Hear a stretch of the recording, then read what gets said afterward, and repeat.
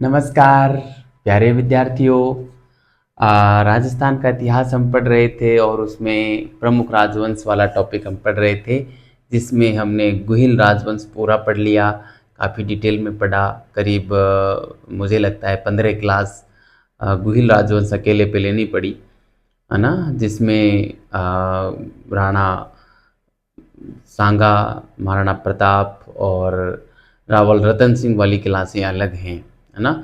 उन क्लासों को भी यदि ऐड करेंगे तो मुझे लगता है कि 20 क्लासें हो जाएंगी, है ना। जैसे महाराणा प्रताप अकेले पे 3 क्लासें हैं और सांगा पे 2 हैं, तो 3 और 2 5 और एक शायद रावल रतन सिंह पे है, तो 6 क्लासें हो जाएंगी। तो 15 और 6 21 क्लासों में, नहीं लगभग एक क्लास 1 घंटे की है, तो 21 घंटे में हमने गुहिल डायनेस्टी को पढ़ा है। तो इतना ही पढ़ना यहाँ पे विद्यार्थियों से, ज़्यादा पढ़ने का प्रयास मत करना, वरना आप ज़्यादा कंटेंट में उलझ जाओगे। और राजवंशों से जो सवाल आते हैं ना, वो लगभग इस प्रकार से आते हैं कि किस शासक के समय कौन सा विद्वान था, या किसने क्या लिखा, है ना। कौन सी पुस्तक किस शासक के शासनकाल में लिखी गई, इस प्रकार के सवाल आते हैं। तो अंत जब पूरे गुही ये राजवंश हो जाएंगे, तब मैं आपको 1 या 2 क्लास में सारे शासकों के जो दरबारी विद्वान थे उनकी एक अलग से पीडीएफ बना के, या तो मैं आपको पीडीएफ दे दूंगा या यहाँ क्लास में आके बता दूंगा सारी चीज़ें, है ना। तो आप उस क्लास को देख लेना। और प्रमुख जो शासक हैं उनके का जो शासनकाल की जो घटनाएं हैं वो हम सारी पढ़ ही रहे हैं, तो उनका क्रम भी पूछ लेते हैं, तो उनको आप अच्छे से तैयार करना। बाकी राजवंशों में ज़्यादा उलझने की आवश्यकता नहीं है, ठीक है। आज हम कच्छवाहा वंश प्रारंभ करेंगे, ठीक है। हेडिंग डाल देते हैं कच्छवाहा राजवंश, ठीक है। कच्छवाहा कच्छवाहा राजवंश। कच्छवाहा राजवंश हम पढ़ेंगे। ये भी काफ़ी बड़ा राजवंश है और काफ़ी लंबा इतिहास इसका रहा है। करीब 800 साल का इतिहास इसका रहा है, और इस दरम्यान इसकी खूब सारी विशेषताएं रही। कई शासक, बड़े शासक रहे जिनके बारे में हम डिटेल से पढ़ेंगे, ठीक है। तो मैं आपको बताऊं, ढूंढाड़ क्षेत्र में कच्छवाहा राजवंश पनपा था।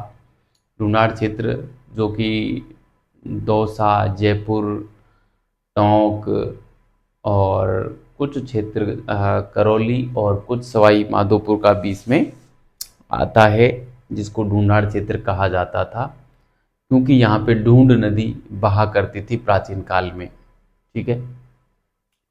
इनकी जो आरंभिक राजधानी थी ढूंढाड़ क्षेत्र की, यानी कि कच्छवाहों की, वो दौसा ही थी, जो कि मेरा खुद का होम ज़िला है दौसा। वहाँ इनकी राजधानी हुआ करती थी। और कहते हैं कि इस ढूंढाड़ क्षेत्र में मीणों और बड़ गुर्जरों का शासन था, लेकिन जो दुल्ले राय थे, या जिसको तेजकरण भी कहा जाता है, उन्होंने इनको पराजित करके और जो है 1137 ईस्वी में और अपना शासन स्थापित किया, कच्छवाहा वंश की स्थापना की, ठीक है। तो दुल्ले राय या तेजकरण को कच्छवाहा वंश का प्रथम पुरुष, मूल पुरुष या संस्थापक माना जाता है, ठीक है। सॉरी। तो इस प्रकार से 1137 में कच्छवाहा वंश की स्थापना होती है। और जो दुल्ले राय हैं वो रामगढ़ को अपनी राजधानी बनाते हैं, और रामगढ़ में ही अपनी कुल देवी जमवाय माता का मंदिर भी बनाते हैं, ठीक है। तो ये एक बेसिक इंट्रो था जो मैंने आपको यहाँ पे दिया। कच्छवाहा स्वयं को भगवान श्री राम के पुत्र कुश के वंशज मानते हैं, इसलिए कच्छवाहों को क्षत्रिय राजपूत भी कहा जाता है, सूर्यवंशी राजपूत भी कहा जाता है, ठीक है। और मैं बताऊं आपको, इन कछवाहा शासकों का जो राज तिलक होता था वो मीणा समुदाय के लोगों के द्वारा किया जाता था। तो ये एक बेसिक बेसिक बातें थी जो मैंने आपको बताई। यहाँ से कई बार सवाल पूछा भी जाता है, आपको अच्छे तरीके से याद रखना है कौन इसका मूल पुरुष था, कब इसकी स्थापना हुई, इनके वंशज जो है किसके वंशज कहला, ये जो हैं कछवाहा वंश के शासक वो किसके वंशज कहलाते हैं, है ना। तो ये सूर्यवंशी राजपूत थे, कुश के वंशज माने जाते हैं। लव और कुश श्री राम के दो पुत्र थे, आपको पता ही होगा। लव कुश की कहानी हम रामायण के उत्तरकांड में पढ़ते हैं। ठीक है, तो चलो एक बेसिक परिचय हम इसमें पढ़ लेते हैं और फिर हम आगे की बात करेंगे। ठीक है, तो ये बेसिक परिचय, आप हेडिंग डाल दें परिचय। ठीक है, और इसमें लिखना प्रारंभ करें कि प्राचीन काल में प्राचीन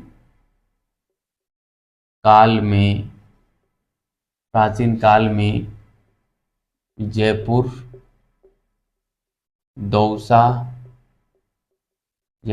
दौसा टोंक व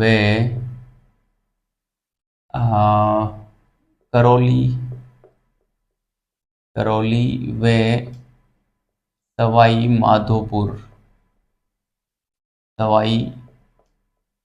माधोपुर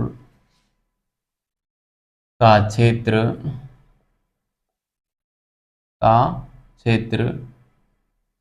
ढूंढाड़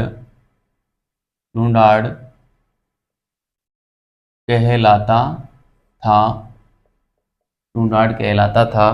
क्योंकि क्योंकि क्योंकि यहाँ ढूंढ नदी बहा करती थी। क्योंकि यहाँ ढूंढ नदी बहा करती थी। क्योंकि यहाँ ढूंढ नदी बहा करती थी, ये था इसका कारण। इसलिए इस क्षेत्र को ढूंढाड़ क्षेत्र कहा जाता था, क्योंकि यहाँ पर ढूंढ नदी बहा करती थी। यहाँ पे प्राचीन काल में जो है मीणों व बड़ गुर्जरों का शासन था, और रामगढ़ के तो मीणा और बड़ गुर्जरों के दौसा के बड़ गुर्जरों को पराजित किया था दुल्हे राय ने, तेजकरण ने, जो कि नरवर के सोडा सिंह का पुत्र था, है ना। नरवर के सोडा सिंह का पुत्र था उसने। ठीक है, तो मैं यहाँ पे बात बताऊंगा आपको कि यहाँ पर पहले कौन शासन करता था। कछवाहों से पहले यहाँ कछवाहों से पहले यहाँ पर मीणों व बड़ गुर्जरों का शासन था। बड़ गुर्जरों का शासन था। ठीक है, मीणों व बड़ गुर्जरों का शासन था कछवाहों से पहले। ठीक है, इसके अलावा मैं और बात बताऊं, जो कछवाहा है, कछवाहा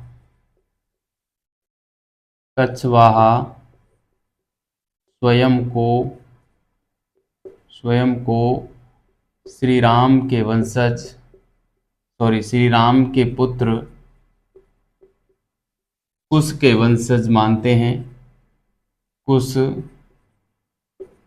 के वंशज मानते हैं इसलिए कछवाहों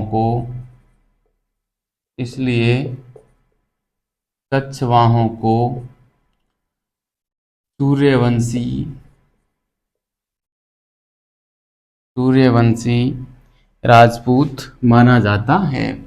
इसलिए कछवाहों को सूर्यवंशी राजपूत माना जाता है ना। कछवाहों को सूर्यवंशी राजपूत माना जाता है।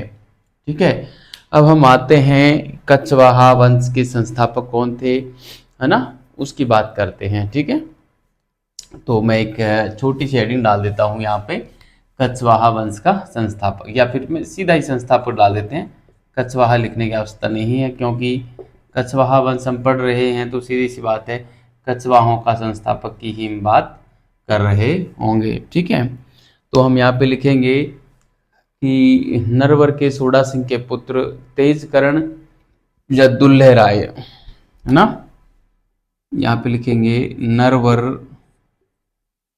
के सोडा सिंह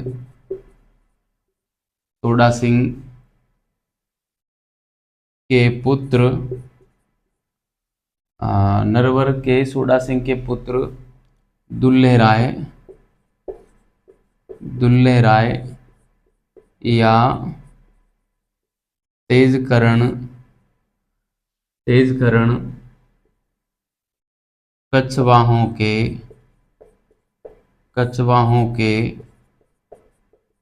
संस्थापक या मूल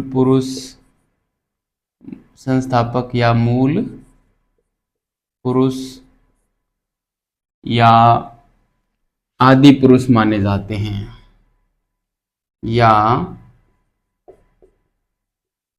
आदि पुरुष माने जाते हैं। ठीक है, इन्होंने मतलब दुल्हे राय ने रामगढ़ के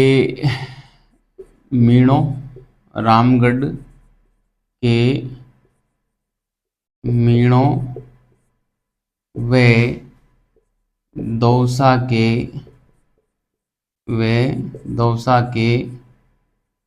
बड़गुजरों को पराजित करके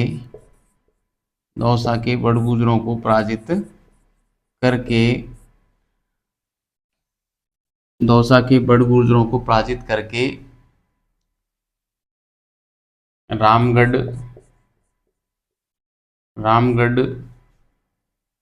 पर अपना अधिकार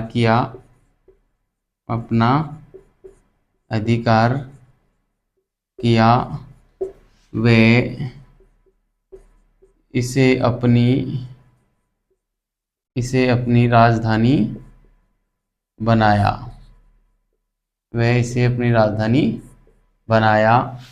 तथा यहाँ पर अपनी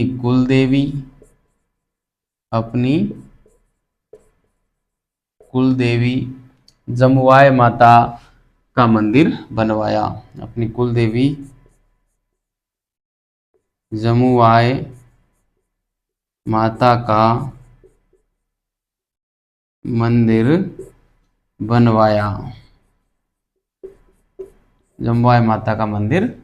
बनवाया। इससे पहले कछवाहों की राजधानी दौसा हुआ करती थी। एक बात और मैं लिख देता हूँ, या हम अगले फैक्ट के रूप में लिखेंगे इसको, है ना, अगले फैक्ट के रूप में ही लिखते हैं कि कछवाहों की आरंभिक राजधानी दौसा हुआ करती थी। ठीक है, तो ये संस्थापक हो गया, आदि पुरुष हो गया।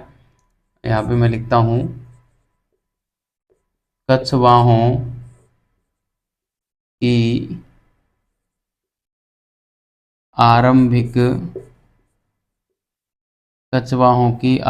राजधानी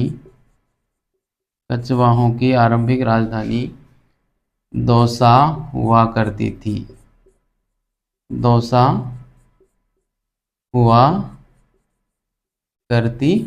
थी। ठीक है, कछवाहों की आरंभिक राजधानी दौसा हुआ करती थी। तो ये एक बेसिक इंट्रो था जो मैंने यहाँ पे आपको बताया। ठीक है, ये दुल्हे राय को ढोला राय या ढोला भी कुछ लोग कहते हैं, कहते हैं कि जो ढोला मारू की जो प्रेम कथा हमारे यहाँ राजपुताने में चलती है, वो यही ढोला था, है ना। आपको पता होगा ढोला, वो अलग ढोला था वैसे, कुछ किताबें ज़रूर कहती हैं, लेकिन ऑथेंटिक बात नहीं है। वो जो ढोला था वो जिसकी प्रेम कहानी चलती है, वो था तो नरवरगढ़ का ही शासक, और उसके पिता का नाम नल था, माता का नाम दमयंती था, जिसका जन्म होने से पहले ही राजा बुद्धबाटी के साथ, राजा नल ने राजा बुद्धबाठी के साथ, जो पिंगलगढ़ का राजा था, वहाँ पे राजा नल नौकरी करता था, और राजा बुद्धबाठी के साथ इसका एक समझौता हुआ।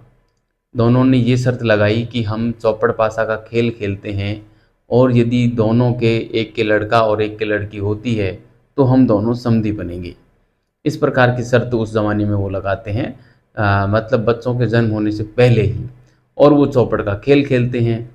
और कहते हैं कि उसमें राजा बुद्धबाठी की पराजय हुई और राजा नल जीत गए, और उसके बाद राजा नल के तो ढोला का जन्म हुआ, और राजा बुद्धबाठी के घर मारू का जन्म हुआ। और कहते हैं कि उस समय ही उनकी शादी कर दी, लेकिन बाद में जाके जब ढोला बड़े हुए तो ढोला की शादी मालभूप की पुत्री रेवा के साथ में हो गई थी, जो कि मालियों की छोरी थी, है ना। हाँ, हमारे समाज की थी, मालियों की, उसके साथ में हो गई थी। और उधर मारू ढोला के इंतज़ार में रहती है कि ढोला आएगा और मुझे लेके जाएगा। तो बड़ी ज़बरदस्त प्रेम कहानी है, बड़ा ही वियोग रस यहाँ पे मिलता है। मारू बहुत इंतज़ार करती है, ढोला को बहुत सारे पत्र लिखती है। अंत में ढोला आते हैं और मारू उसकी परीक्षा भी लेती है, ढोला पास होते हैं, फिर ढोला मारू की परीक्षा लेता है ज़बरदस्त तरीके से, मारू भी पास होती है, तब जाके वो मारू को लेके जाता है। मारू की बहन तारो थी, तारो जो है ढोला को देखकर, मारू को देखकर बड़ी चिढ़ती थी, क्योंकि तारो की जो सगाई की थी वो एक अमरकोट का शासक था, भारामल, उसके साथ की थी, जो कि एक आंख से काना था। तो उसकी वजह से उसको बड़ा दुख होता था कि मेरी बड़ी बहन तो एकदम एक शानदार लड़के के साथ उसकी शादी हो रही है, और मेरी शादी एक काणे शासक के साथ हो रही है। तो वो चिढ़ती थी, इस वजह से उसने काफ़ी परीक्षाएं ली, लेकिन ढोला आखिरकार पास हुआ। ऐसी कहानी मिलती है। खैर, वो ढोला ये नहीं थे, वो ढोला कोई और थे, है ना। लेकिन कुछ लोग मानते हैं कि वो ढोला डुल्ले राय यही थे। ठीक है, मैं वैसे यहाँ पे लिखूंगा नहीं। तो ये था हमारे कछवाहा वंश के संस्थापक के बारे में। ठीक है, इसके बाद हम कोकिल देव को पढ़ेंगे। कोकिल देव ने क्या किया था, 1207 ईस्वी में कछवाहों की राजधानी आमेर को बनाया था। ठीक है, यही बात है, बस ज़्यादा कुछ मिलेगी नहीं। अगला हम यहाँ पे शासक पढ़ रहे हैं एक तरीके से, कोकिल देव। ठीक है, कोकिल देव। ठीक है, कोकिल देव को हम पढ़ें तो इसने आमेर के मीणों से जो है, सॉरी, मीणों से आमेर को छीना था, और फिर आमेर को इसने 1207 में अपनी राजधानी बनाया था। तो हम यहाँ पे लिखेंगे कि इसने मीणों से, मीणों से, यहाँ पे मीणों का शासन था ना, मीणों से आमेर छीना, आमेर छीना, तथा 1207 में, 1207 ईस्वी में इसे कछवाहों की राजधानी बनाया। इसे कछवाहों, इसे कछवाहों की राजधानी बनाया, राजधानी बनाया। ठीक है, इसने मीणों से आमेर छीना तथा 1207 ईस्वी में इसे कछवाहों की राजधानी बनाया। अब देखो, उसके बाद 1207 से लेकर और 1727 ईस्वी तक आमेर ही कछवाहों की राजधानी रहा। और जब 1727 में 18 मार्च का दिन था, 18 मार्च, 18 मार्च है या 18 नवंबर है, शायद 18 नवंबर है, ध्यान रखना, है ना। एग्जैक्टली अब दिमाग से निकल रहा है। जयपुर की स्थापना किस दिन हुई थी? 18 तारीख थी। मार्च था या नवंबर था, मैं कंफ्यूज हो रहा हूँ, शायद 18 नवंबर था। 18 नवंबर को, हाँ 18 नवंबर 1727 फाइनल है। ठीक है, 18 नवंबर 1727 को जयपुर की जब स्थापना की तो उसके बाद से और स्वतंत्रता तक जयपुर राजधानी रही कछवाहों की, है ना। मतलब अंत तक जयपुर ही राजधानी रही। ठीक है, तो वो बात मैं यहाँ पे लिख देता हूँ। 1707 से कछवाहों की राजधानी, ऐसे हम लिखते हैं, कछवाहों की राजधानी, है ना। कछवाहों की राजधानी में आमेर जो रही है, आमेर वो रही है 1207 से और 1727 ईस्वी तक। ठीक है, और फिर रही है जयपुर। जयपुर रही है कब से कब तक? 1700 सॉरी 1727 से लेकर 1727 से और स्वतंत्रता तक, है ना, स्वतंत्रता तक यही रही है। तो इस प्रकार से ये कोकिल देव के संबंध में एक ही बात है जो कि अक्सर ये सवाल पूछा जाता है कि कछवाहों की राजधानी आमेर को किसने बनाया था?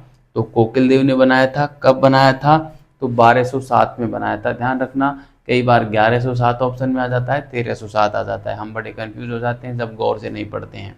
तो 1207 है ये सन, आपको अच्छे से याद रखनी है। ठीक है, तो ये कोकिल देव हो जाते हैं। अब देखिए विद्यार्थियों, इससे ज़्यादा इसमें है नहीं, शासकों के बारे में ज़्यादा, आरंभिक शासकों के बारे में जानकारी मिलती नहीं है। अब हम बात करेंगे पृथ्वीराज कछवाहा के बारे में, जिनके बारे में जानकारी मिलती है, काफ़ी अच्छी जानकारी मिलती है। ठीक है, मैं इसको मिटा रहा हूँ और हम जो है आते हैं अगली स्लाइड पे। ठीक है, ये एक बेसिक परिचय था, आरंभिक शासकों के बारे में हमने जाना। और अब हम पृथ्वीराज कछवाहा की ओर चलते हैं, जो कि काफ़ी अच्छा शासक माना जाता है और उसके बारे में कुछ शब्द मिलते हैं और ठीक ठाक मिलते हैं। उसके बाद कछवाहों का जो वास्तविक शासन है वो प्रारंभ हो जाता है एक तरीके से, है ना। तो आप हेडिंग डाल दें पृथ्वीराज कछवाहा। ठीक है, पृथ्वीराज कछवाहा हेडिंग डालें, पृथ्वीराज कछवाहा। ठीक है, पृथ्वीराज कछवाहा। तो विद्यार्थियों, पृथ्वीराज कछवाहा के बारे में मैं आपको बताऊं, ये जो है जो महाराणा सांगा थे, मेवाड़ के गुहिल शासक महाराणा सांगा, सॉरी, महाराणा सांगा के सामंत थे। और आपको मैंने वहाँ पे करवाया है कि जब खानवा का युद्ध हुआ था तो उस युद्ध में आमेर शासक पृथ्वीराज कछवाहा ने भी भाग लिया था और लड़ते हुए वीर गति भी इसने पाई थी, है ना, वीर गति भी पाई थी इसने खानवा के युद्ध में। और महाराणा सांगा का यह सामंत था। इसका जो विवाह हुआ था वो बीकानेर के राठौड़ शासक थे राव लूणकरण के, राव लूणकरण की पुत्री थी बालाबाई, उसके साथ में हुआ था। राव लूणकरण, जिनको कलयुग का कर्ण भी कहा है, शायद जो राव जैतसिरो छंद लिखा बीटू सूजा ने, उस पुस्तक में कहा है, शायद बता रहा हूँ, एग्जैक्टली याद नहीं है। ठीक है, और जहाँ तक मुझे आ रहा है सही होगा। आप एक बार सर्च मार के देखना कि कलयुग का कर्ण राव लूणकरण को किसने कहा है, तो वहाँ पे बिट्टू सूजा आएगा उत्तर। बिट्टू सूजा आए तो बिट्टू सूजा का जो ग्रंथ है राव जैतसिरो छंद है, उसी में कहा है, जहाँ तक मुझे याद आ रहा है सही आ रहा है। ठीक है, आप देख लेना वैसे। और इसके समय की और घटनाएं ज़्यादा कुछ है नहीं। इसके समय में जो कृष्णदास पैहारी थे, उन्होंने नाथ संप्रदाय के एक आचार्य थे चतुरनाथ जी, उसको शास्त्रार्थ में पराजित किया और जयपुर के गलता में रामानंदी संप्रदाय की पीठ स्थापित की थी, एक ये बात मिलती है। इसके अलावा पृथ्वीराज कछवाहा जो है, इन्होंने एक मंदिर भी बनवाया था, बालाबाई का मंदिर के नाम से जाना जाता है। आमेर में बनवाया था। और बालाबाई के प्रभाव में आकर ही पृथ्वीराज ने अपना उत्तराधिकारी, अपना ज्येष्ठ पुत्र भीमदेव को न बनाकर और बालाबाई की कोख से उत्पन्न पुत्र पूर्णमल को बनाया, है ना। तो ये प्रमुख बातें थी। इसके अलावा जयपुर में 12 कोटड़ियों की, यानी कि अपने पुत्रों में अपने साम्राज्य को 12 भागों में बांटने वाली जो घटना है वो भी इस पृथ्वीराज ने ही चलाई थी, जिसको 12 कोटड़ी भी आगे भारमल के टाइम से और बोला जाने लगा था, है ना। वो घटना भी इसी के समय की है। तो ये कुछ प्रमुख प्रमुख घटनाएं थी विद्यार्थियों जो मैंने आपको यहाँ पे बताई पृथ्वीराज के बारे में। काफ़ी इम्पोर्टेंट है पृथ्वीराज, है ना। काफ़ी बार सवाल पूछा जाता है, ध्यान रखना। 12 कोटड़ी वाली बात, 12 कोटड़ी वाली बात पूछी जाती है। और जो है खानवा युद्ध वाली बात पूछी जाती है ना। और ये भी पूछ ली जाती है कि किस कछवाहा शासक के समय और गलताजी जयपुर में रामानंदी संप्रदाय की पीठ स्थापित हुई, तो पृथ्वीराज कछवाहा के समय हुई। ठीक है, तो ये सारी बातें हैं, मैं यहाँ पे अब लिख देता हूँ। मैं बोल दिया हूँ आपको और अब मैं यहाँ पे लिख देता हूँ। ठीक है, तो देखिए हम लिखेंगे, यह राणा सांगा। देखो राणा लगा दिया, वहीं से आप समझ गए होंगे कि ये कहाँ का शासक है। राणा कहाँ के शासकों की उपाधि थी? गुहिलों की उपाधि थी, मेवाड़ के शासकों की उपाधि थी। वरना सांगा नाम का शासक हाडा में भी हुआ है, हाडाओं में भी, बूंदी के हाडाओं में। और सांगा इस पृथ्वीराज का पुत्र भी था, एक सांगा, है ना, जिसने सांगानेर बसाया जयपुर वाला। ठीक है, तो सांगा कई हुए हैं। सांगा जय मेवाड़ में भी 2 हुए हैं, एक तो ये राणा सांगा, और ये संग्राम सिंह था, इसका नाम संग्राम सिंह था लेकिन इसको सांगा बोलते हैं शॉर्ट में। और एक आपको पता होगा 1734 में जिसकी डेथ हुई थी, राणा सांगा, एक वो भी था जिसने हुरडा सम्मेलन की अध्यक्षता करने की बात रखी थी, लेकिन सम्मेलन होने से पहले ही वो उसकी डेथ हो गई थी। फिर महाराणा जगत सिंह ने उसकी जो है अध्यक्षता की थी, आपको याद होगा, वो मैंने अभी पढ़ाया है। ठीक है, तो यह राणा सांगा का सामंत था, का सामंत था, जो खानवा युद्ध में, खानवा युद्ध कब हुआ था और किसके खिलाफ हुआ था, किस किस के मध्य हुआ था, कौन जीता था? कमेंट बॉक्स में कमेंट करके बताओ। खानवा युद्ध में सांगा के पक्ष से लड़ता हुआ, सांगा के पक्ष से लड़ता हुआ शहीद हुआ था, शहीद हुआ था, शहीद हुआ था। ठीक है, तो एक बात हो गई ये।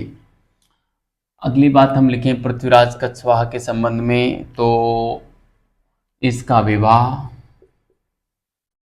इसका विवाह, इसका विवाह बीकानेर के, बीकानेर के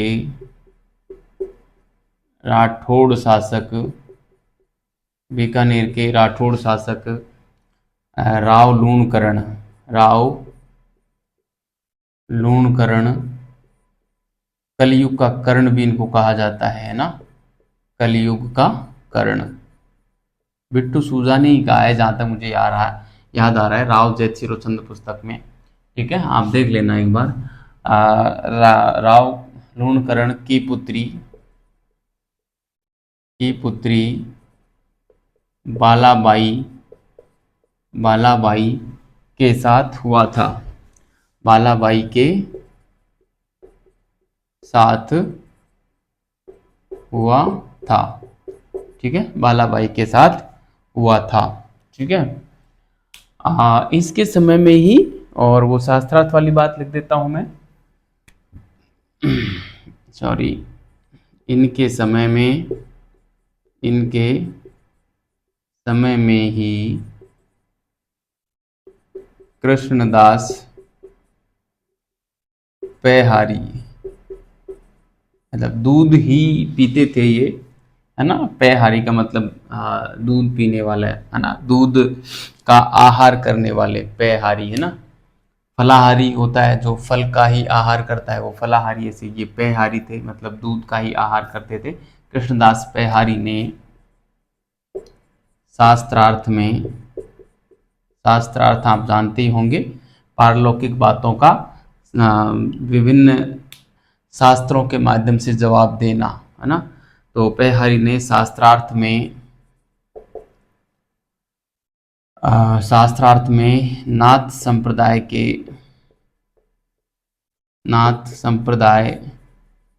के चतुरनाथ को पराजित किया। चतुरनाथ को पराजित किया। चतुरनाथ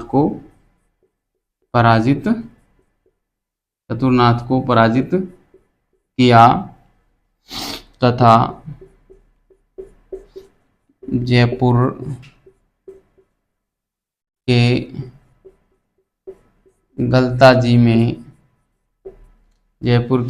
जी में रामानंदी संप्रदाय की पीठ, रामानंदी संप्रदाय की प्रमुख पीठ की स्थापना की। प्रमुख पीठ की स्थापना की, ठीक है। तो रामानंदी संप्रदाय की प्रमुख पीठ कहाँ है? गलताजी, जयपुर में है। किसने स्थापना की? तो ये कृष्णदास पेहारी ने की थी। कई बार ये भी पूछ लिया जाता है ना, रामानंदी संप्रदाय की पीठ, ठीक है।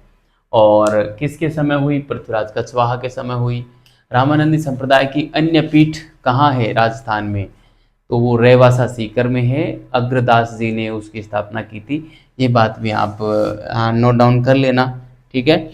आप कहें तो मैं भी चलो लिख देता हूँ, यहाँ पे नोट डाल के लिख देता हूँ। वैसे मेरा काम है नहीं, मेरा काम हिस्ट्री पढ़ाने का है, आर्ट एंड कल्चर पढ़ाने का नहीं है, लेकिन मैं आपको बता ही देता हूँ।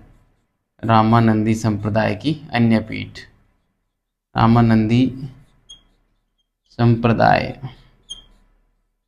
की अन्य पीठ, ठीक है। प्रमुख पीठ तो ये गलताजी में हो ही गई। अन्य पीठ है रेवासा सीकर में, ठीक है। रेवासा कहाँ पड़ता है? सीकर में पड़ता है।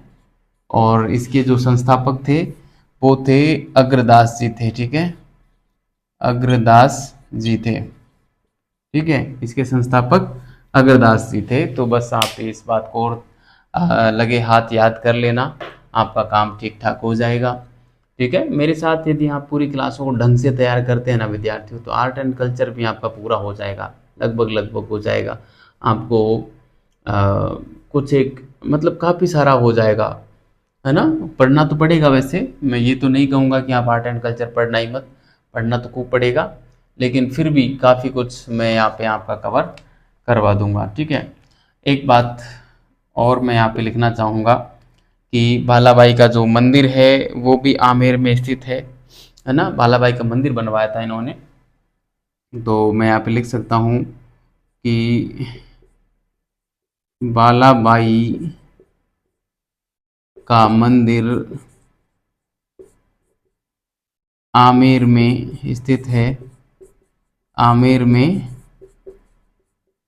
स्थित है, ठीक है। बालाबाई का मंदिर आमेर में स्थित है। पृथ्वीराज कछवाहा ने, पृथ्वीराज कछवाहा ने बालाबाई के प्रभाव में आकर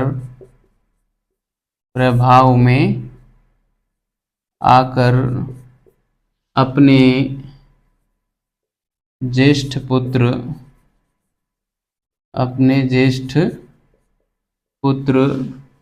भीमदेव के स्थान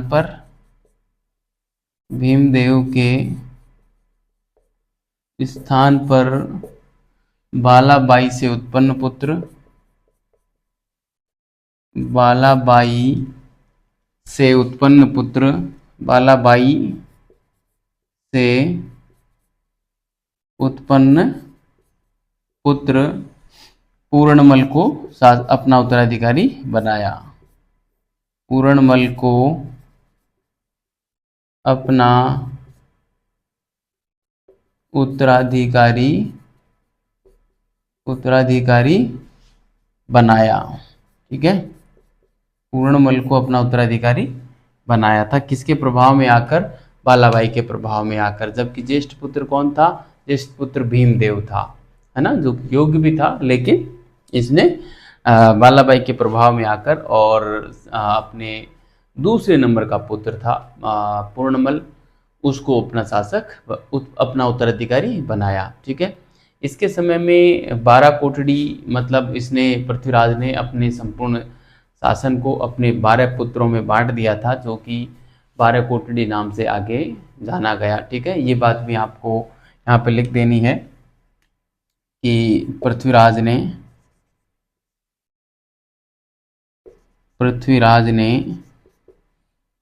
अपने शासन को अपने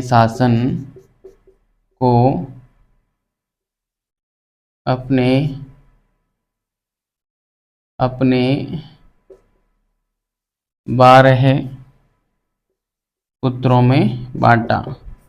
12 पुत्रों में बांटा, है ना, जो आगे चलकर 12 कोटड़ी के नाम से जाना गया, है ना, जो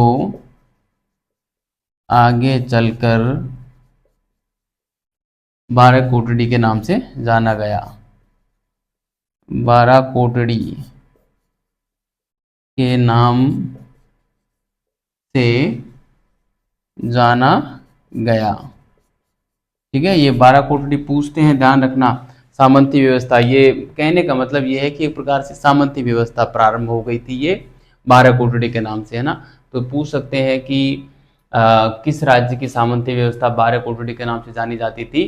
तो जयपुर राज्य की। ठीक है, जयपुर रियासत की, है ना, जयपुर रियासत आप लिख सकते हैं, कछवाहा वंश आप लिख सकते हैं। ठीक है, तो यहाँ पे ये हो जाता है। अब हम इस पृथ्वीराज कछवाहा के उत्तराधिकारी हम पढ़ लेते हैं। ठीक है, मैं इसको मिटा रहा हूँ, अगली स्लाइड पे आ रहा हूँ, आप इसको उतारें। ठीक है, वैसे आपने सॉरी उतार ही लिया होगा। ओहो, पृथ्वीराज कछवाहा भी मैंने मिटा दिया, चलो फिर लिख देंगे। पृथ्वीराज कछवाहा के उत्तराधिकारियों के बारे में बात करूंगा, यहाँ से सवाल बन सकता है, इम्पोर्टेंट है और आपको अच्छे तरीके से समझना है विद्यार्थियों इसको। ठीक है, चलो हम इसको अभी समझते हैं। ठीक है, फिर क्लास का समय भी हो रहा है। चलो, पृथ्वीराज कछवाहा लिखो आप और उसके उत्तराधिकारी हम लिखेंगे। ठीक है, पृथ्वीराज कछवाहा के उत्तराधिकारी। ठीक है, पृथ्वीराज कछवाहा के उत्तराधिकारी। देखो विद्यार्थियों, इसके उत्तराधिकारी में इसके देखो प्रमुख पुत्र जो थे, वैसे तो इनके बहुत सारे पुत्र हुआ करते थे, लेकिन प्रमुख मैं 5 पुत्रों का नाम यहाँ पे लिखना चाहूँगा। इसमें सबसे बड़ा पुत्र हो जाएगा हमारा भीमदेव। ठीक है, भीमदेव सबसे बड़ा पुत्र था।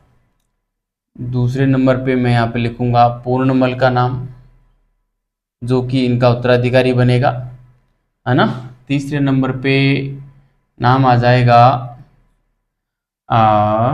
भारमल का, भारमल।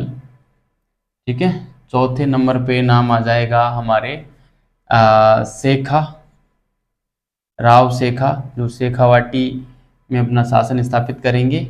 और एक आ जाएंगे सांगा, है ना, जो कि सांगानेर बसाएंगे। ठीक है, तो ये 5 इनके प्रमुख पुत्र हैं जिनके बारे में हमको कुछ जानकारी मिलती है और इनको हमको याद भी रखना है। ठीक है, तो देखो इनके उत्तराधिकारी तो बने पूर्णमल। ठीक है, तो मैं यहाँ पे एक नंबरिंग डाल देता हूँ इस प्रकार से, जैसे इस भीमदेव के भी 2 पुत्र थे, एक का नाम था रतन सिंह, एक का नाम था रतन सिंह और एक का नाम था आसकरण। ये नाम भी थोड़े से यहाँ पे ध्यान रखने पड़ेंगे हमको, आसकरण। ठीक है, अब देखिए एक नंबर पृथ्वीराज के बाद शासक बना पूर्णमल, इसको मैं 1 नंबर डाल देता हूँ। ठीक है, पूर्णमल शासक बना, लेकिन पूर्णमल की हत्या करके और भीमदेव शासक बन जाता है, जो कि वास्तविक उत्तराधिकारी भी था। ठीक है, पूर्णमल के बाद शासक कौन बनता है? भीमदेव शासक बनता है। तो मैं इसको 2 नंबर डाल देता हूँ। ठीक है, भीमदेव की जब डेथ हो जाती है तो भीमदेव के बाद शासक बनता है रतन सिंह, ये शासक बनता है। ठीक है, रतन सिंह शासक बना। अब रतन सिंह जो था ये अयोग्य शासक था, विलासी शासक था। और इस समय जब शेरशाह सूरी ने और कछवाहों पर आक्रमण किया तो रतन सिंह ने शेरशाह सूरी की अधीनता स्वीकार की। ठीक है, तो मैं यहाँ पे लिख सकता हूँ, आप भी लिखें कि इसने शेरशाह सूरी की अधीनता स्वीकार की। इसने शेरशाह सूरी, आपको पता होगा अफगान शासक था, 1540 में शासक बना था, हुमायूं को पराजित करके, चौसा और बिलग्राम के युद्ध में पराजित करके। ठीक है, इसने शेरशाह सूरी की अधीनता स्वीकार की अधीनता स्वीकार की अधीनता स्वीकार की। ठीक है, जब अधीनता स्वीकार की और तो फिर क्या हुआ कि ये जो भारमल था, इस भारमल ने कहा आस्करण से कि आस्करण अपने भाई को सल्टाओ, मार दो आप, मैं आपको शासक बना दूंगा जयपुर का। ठीक है, आमेर का। भारमल के कहने पर आस्करण ने अपने ही बड़े भाई रतन सिंह को सल्टा दिया। भारमल आया, आस्करण को भगा दिया और स्वयं शासक बन गया। ठीक है, तो इस प्रकार से चौथे नंबर पे शासक कौन बनेगा? भारमल शासक बनेगा।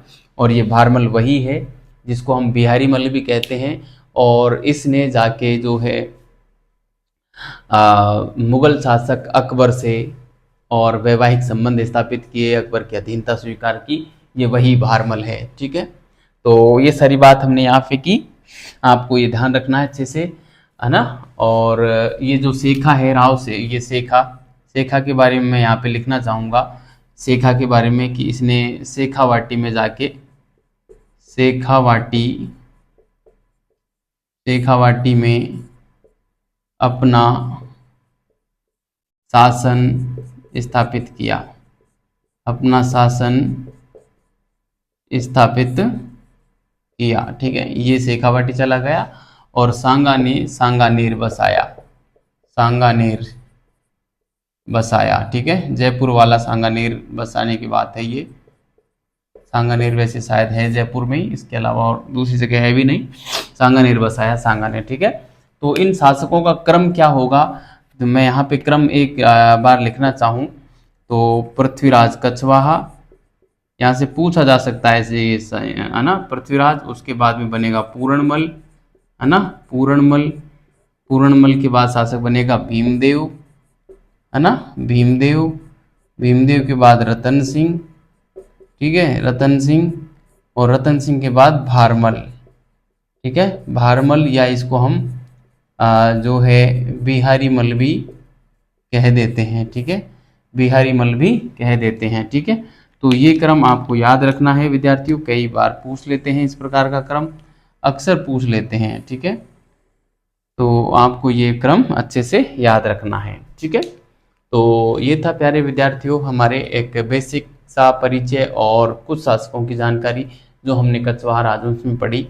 अब मैं आपको ये बिहारी मल के बारे में बताना चाहूँगा, क्योंकि बिहारी मल के बारे में बहुत अधिक नहीं है। 1547 में ये शासक बनते हैं और करीब 1573 तक ये शासन करते हैं। ठीक है, जयपुर में।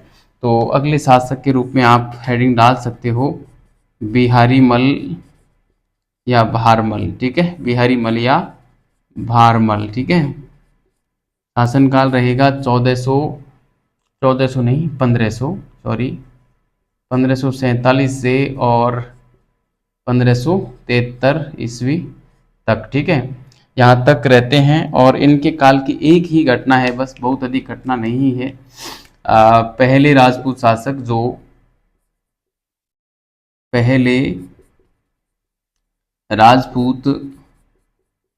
शासक जो अकबर की अधीनता स्वीकार करते हैं, अकबर की अधीनता वे मुगलों के साथ वैवाहिक संबंध, मुगलों कहें या हम अकबर कहें, मुगलों के साथ, या मैं लिखूं अकबर के साथ, है ना, अकबर के साथ वैवाहिक संबंध स्थापित करने वाले, वैवाहिक